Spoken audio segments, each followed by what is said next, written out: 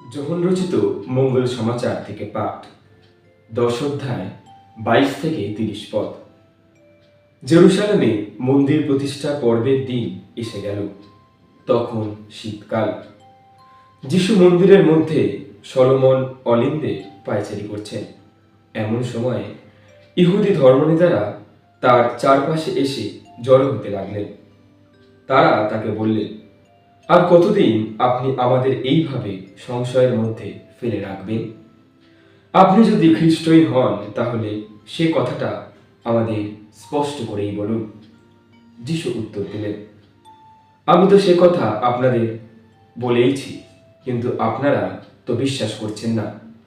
আমার পিতার নামে আমি যা কিছু করছি সেই সমস্ত কাজই তো আমার সপক্ষে সাক্ষী দিচ্ছে, অথচ আপনারা তবুও বিশ্বাস করছেন না, কারণ আপনারা যে আমার মেষ নন। আমার মেষগুলি আমার কণ্ঠস্বর শোনে, আর আমি তাদের চিনি, আর তারা আমার পিছু পিছু চলে। তাদের আমি দিই শাশ্বত জীবন।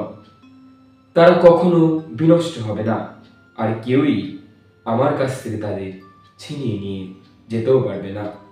আমার পিতা যিনি আমার হাতে তাদের তুলে দিয়েছেন সকলেরই চেয়ে মহান তিনি। কেউ আমার পিতার কাছ থেকে কোনো কিছুই ছিনিয়ে নিয়ে যেতে পারে না। আমার পিতা আর আমি, আমরা এক।